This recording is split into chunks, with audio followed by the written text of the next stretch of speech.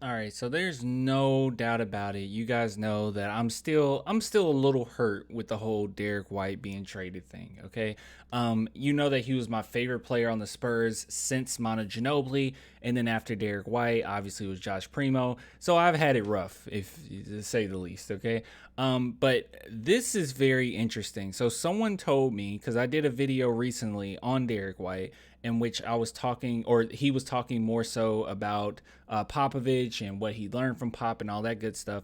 But they said, Clan, you actually missed a good segment of this podcast in which he talked about being traded. So while I already know a little bit of information on Derrick White as far as like what his mindset was when he was traded, I I do want to hear in this podcast what he has to say about it, and I think this is going to be pretty interesting. I want some nasty. Are we having fun yet?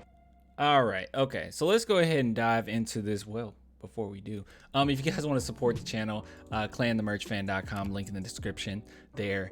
Please be patient with me. You know it's the month of December. It's pretty rough as far as all these orders, so I'm doing the best I can. But if you order, you're gonna get your order. Okay, I'm doing it in order from which people order what when. But just be patient with your boy. All right, so let's go ahead and talk about this. All right, so Derrick White on the crazy good Celtics, Tatum's MVP season, Coach Pop, blah blah blah blah blah. But what we really want to talk about is this segment. So I found it, and look, if I'm wrong, I'm sorry. I did not watch the entire podcast, but I skimmed through, and I'm pretty sure this is what you guys were talking about as far as you need to listen to him talk about the trade. So let's see.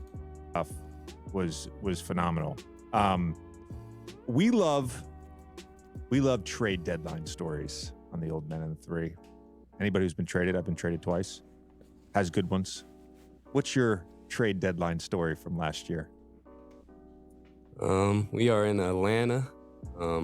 We had just played Cleveland the night before, so we're in Atlanta now.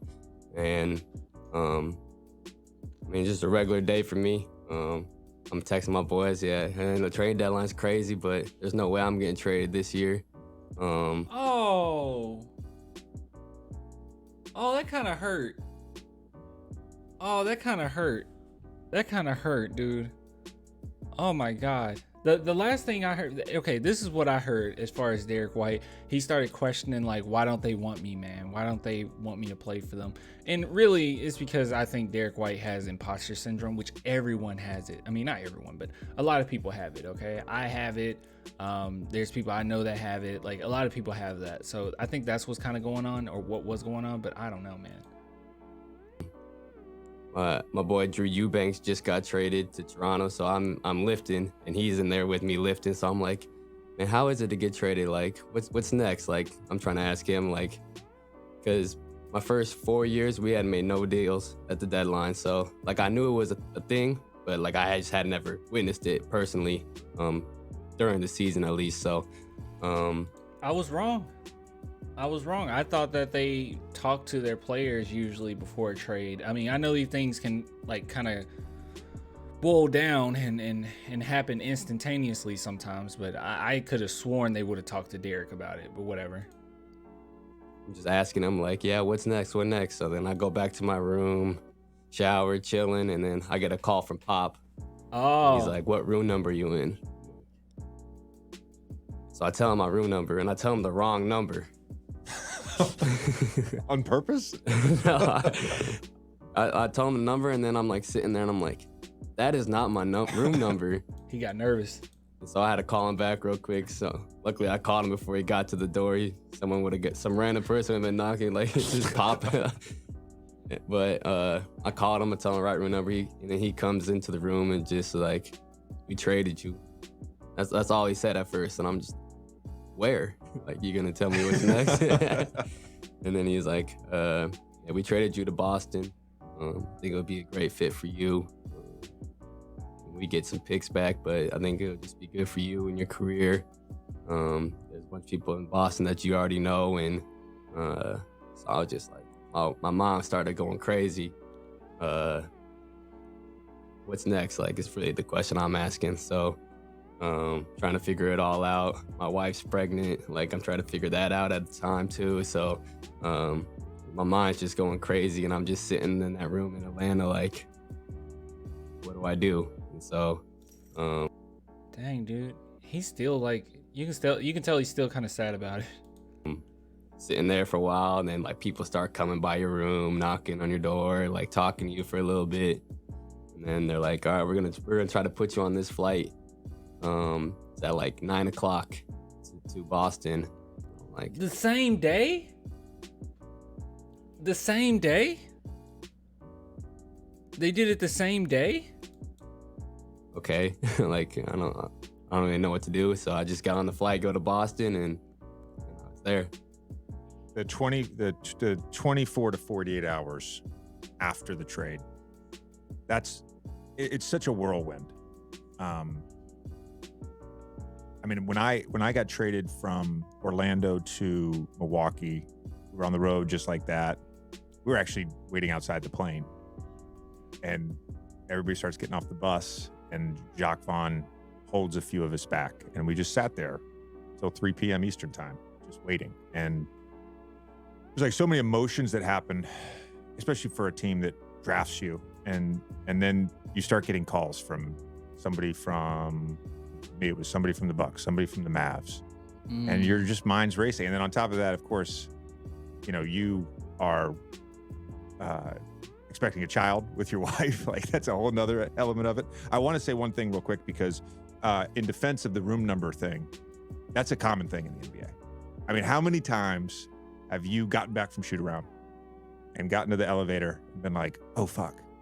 What floor am I on? What floor is it this time? Yeah, you're in a lot of hotels. We're in Yeah. a lot of hotels in a short amount of time. I never know my number. I just kind of know the area of. I would do it by memory. Yeah, I would do it by memory. I just hope I know the floor and then just try to figure it out from there. I know I was in 628 in Denver, and I was in 713 in Portland. I think I'm on the 8th floor this time. The Spurs, by the way, are notorious for not making trade deadline trades. They rarely do things I during think the that season. was the first time. Yeah, I'm blaming Adam Glessner, by the way. 15 years. I'm something like blaming Adam Glessner. Adam Glessner's the reason that. you got traded. I appreciate it. I just want to put that on Blame record. him. Put it all on him. What was your perception of that Boston team last year before the trade? Talented. Well, he's not going to say anything negative here. I guess that's it. Hold on. Let's see. Is there anything else? Oh, we're getting the best version of this player. But the best version of that player was in a totally different situation with different teammates and got a full training camp. So can you just speak to that challenge, the on the No, there's nothing here. Okay.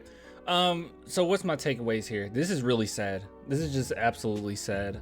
So I don't have to keep saying this, but you guys know Derrick White is like my favorite Spur, or one of my favorite Spurs that we've had.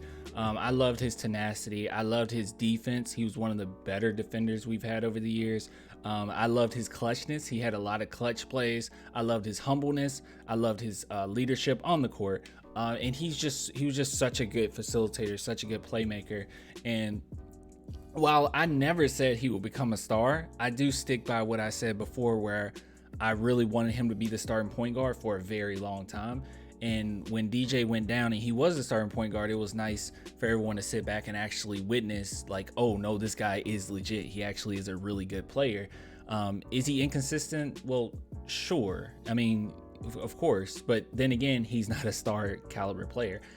So just overall, man, I really enjoyed Derrick White. I think he was one of the better point guards the Spurs have ever had. And this is a really sad situation, but you know what? I actually feel pretty good about this as well, because it sounds like, at least with this situation, he didn't get, because I thought that where this story was going was that he got bombarded with like text, and he got bombarded with like news articles being sent to him.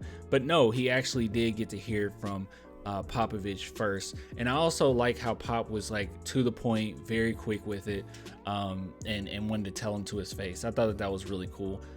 So yeah, so I guess I was kind of right that the Spurs do talk to their players before, but that was within like a few minutes, man. I can't believe that he had to get on a flight the same day. I didn't know that it worked like that. I guess, look, I guess I should have known that. I mean, you get traded, it's time to get to work. You're in the middle of a season. They got games coming up. You know, they got to get you ready, you know, with the team and whatnot. So yeah, I get it. But dang, dude, the same day, hey, we got you a flight at 9. Jeez, that is rough. But hey, man, I love Derrick White. I'll always be a fan of Derrick White. If the Celtics win a championship, I will be ecstatic. But not just because Derrick White, because I do like the Celtics team.